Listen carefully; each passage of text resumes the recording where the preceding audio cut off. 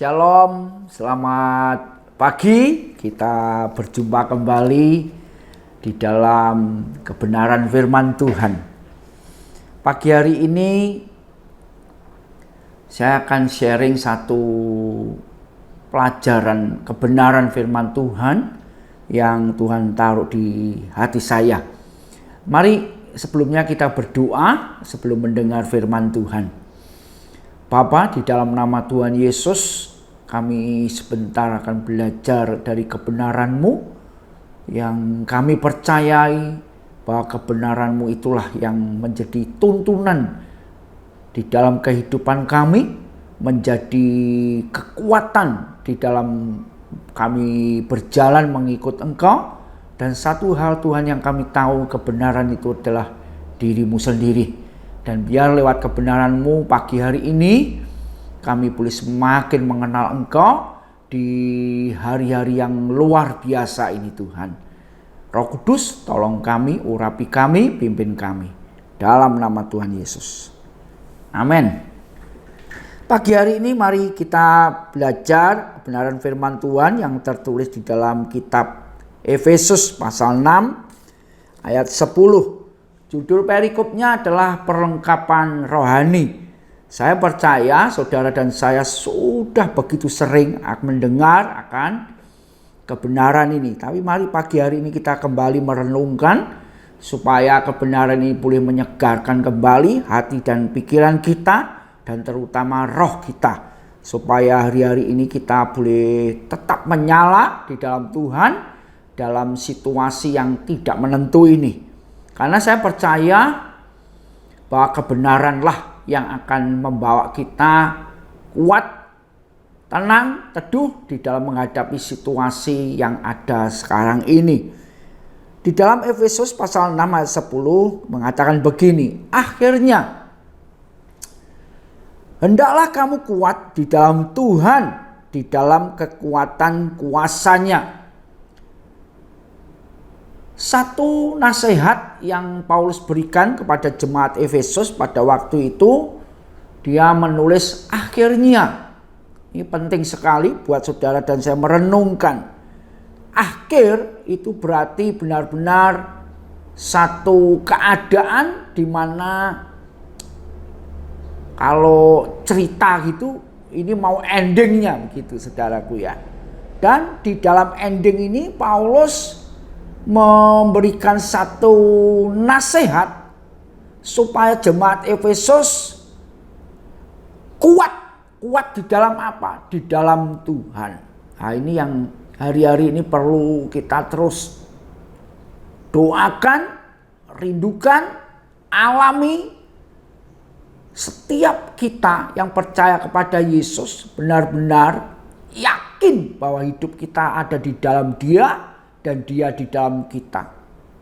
Karena saya percaya hari-hari yang semakin luar biasa ini hanya satu saja kekuatan kita, yaitu kalau kita tinggal di dalam Tuhan. Saya pernah melihat kata di dalam itu mengandung arti setiap saat, bukan kadangkala. Jadi pengertiannya adalah satu keadaan yang dikatakan setiap saat. Arti sederhananya, kalau tidak berarti ada sesuatu yang kurang begitu menurut saya ya. Di dalam Tuhan setiap saat, artinya kita sadar bahwa kalau kita tidak di dalam Tuhan ada sesuatu yang kurang atau salah di dalam hidup kita.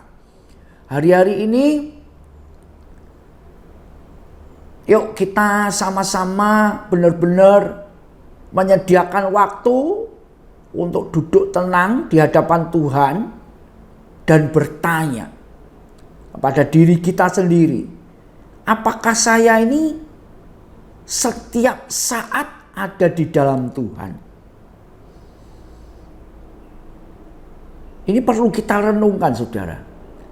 Karena nasihat kebenaran ini jelas sekali, hendaklah kamu kuat di dalam Tuhan. Sekali lagi hanya di dalam Tuhan saja kita beroleh kekuatan.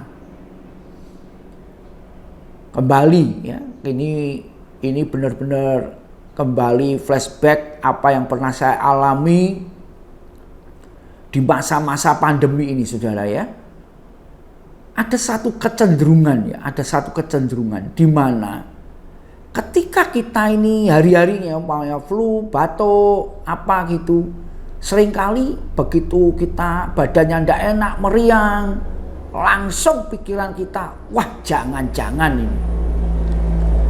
Wah jangan-jangan ini. Banyak sekali orang, alam pikirannya ini dikuasai oleh ketakutan menurut saya. Dan itu hanya bisa dikalahkan kalau kita tinggal di dalam Tuhan. Yesus pernah berkata gini, kalau engkau tinggal di dalamku dan firmanku tinggal di dalammu. Ini penting sekali. Kata kunci di dalam ini memang benar-benar mesti saudara dan saya renungkan. Karena inilah akan menimbulkan kekuatan di dalam hidup kita, saudara. Kalau enggak, nanti kita akan dikuasai oleh atmosfer yang hari-hari sedang bekerja, yaitu ketakutan. Saya pernah mengalami seperti itu juga, saudara. Ya, seperti tadi yang saya ceritakan. Begitu badannya meriang, pikirannya langsung, wah ini jangan-jangan begitu. Jadi untuk kita benar-benar bisa melawan ya, atmosfer yang hari-hari bekerja dengan luar biasa, yaitu namanya ketakutan. Saudara dan saya mesti setiap saat tinggal di dalam Tuhan. Sederhananya tinggal di dalam Tuhan adalah saudara dan saya mempercayai akan kebenaran firman Tuhan. Jadi lebih sederhananya lagi adalah setiap hari saudara dan saya mesti meluangkan waktu untuk membaca kebenaran firman Tuhan ini. Dan memang diajarkan oleh Alkitab di Mazmur 1, ya, biarlah Taurat Tuhan itu kita renungkan. Direnungkan. Bukan hanya dibaca, tapi direnungkan siang dan malam. Ya. Supaya benar-benar kita ini dilingkupi pikiran kita ini dengan kebenaran firman Tuhan. Ya. Terus dilanjutkan di dalam ayat ini dikatakan di dalam kekuatan kuasanya. Saudara dan saya mesti merindukan hari-hari ini mengalami yang namanya kuasa Tuhan. Kalau kita percaya bahwa kita ini punya Tuhan yang luar biasa, saudara dan saya mesti merindukan mengalami kuasa itu, saudara. Ya. Dan hari-hari ini sekali lagi ketakutan hanya bisa dikalahkan oleh satu kebenaran, kedua oleh kuasa Tuhan. Dan percayailah bahwa itu ada di dalam kita kalau kita melatih setiap saat, setiap hari untuk tinggal di dalam Tuhan. Nah ini menarik sekali, ayat-ayat selanjutnya Paulus jelaskan seperti ini. Kenakanlah seluruh selengkap senjata Allah. Saya ulangi. Kenakanlah seluruh perlengkapan senjata Allah supaya kamu dapat bertahan melawan tipu muslihat iblis. Nanti kita akan lihat apa sih yang seharusnya kita kenakan hari-hari ini, ya. Terus dilanjutkan, karena perjuangan kita bukanlah melawan darah dan daging, tetapi melawan pemerintah-pemerintah, melawan penguasa-penguasa, melawan penghulu-penghulu dunia yang gelap ini, melawan roh-roh jahat di udara. Sebab itu, ambillah seluruh selengkap senjata Allah, supaya kamu dapat mengadakan perlawanan pada hari yang jahat itu, dan tetap berdiri sesudah kamu menyelesaikan segala sesuatu. Jadi berdirilah tegap, berikat pinggangkan kebenaran, berbasuh sirahkan keadilan, kakimu berkasutkan kerelaan untuk memberitakan Injil damai sejahtera. Dalam segala keadaan pergunakanlah perisai iman. Sebab dengan perisai itu kamu dapat memadamkan semua panah api dari si jahat. Dan terimalah ketopong keselamatan dan pedang roh, yaitu firman Allah. Dalam segala doa dan permohonan berdoalah setiap waktu di dalam roh. Dan berjaga-jagalah di dalam doamu itu dengan permohonan yang tak putus-putusnya untuk segala orang kudus. Jadi kalau saudara membaca ini secara lengkap, Paulus mengumpamakan kita ini sebagai seorang prajurit, saudara. Ya? Dan dia memperinci dengan luar biasa apa saja yang harus digunakan, dipakai maksudnya ya, sebagai seorang prajurit. Tapi pertempuran kita di dalam Alkitab ini dijelaskan bukan pertempuran melawan orang, tidak. Tapi melawan kuasa-kuasa yang hari-hari bekerja dengan luar biasa. Dan salah satunya adalah roh ketakutan itu, saudara. Ya. Simpel sekali, roh ketakutan bekerja. Seperti tadi contohnya saya ulangi lagi. Meriang, badan tidak enak, pikiran langsung COVID. Dan ketakutan itu ketika mencengkram seseorang, dia langsung semakin parah sakitnya. Dan Alkitab ini dengan luar biasa mengajarkan kepada kita.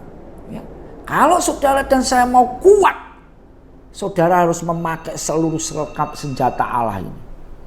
Saudara dan saya mesti benar-benar melatih menggunakan seluruh selengkap senjata Allah. Mesti dilatih.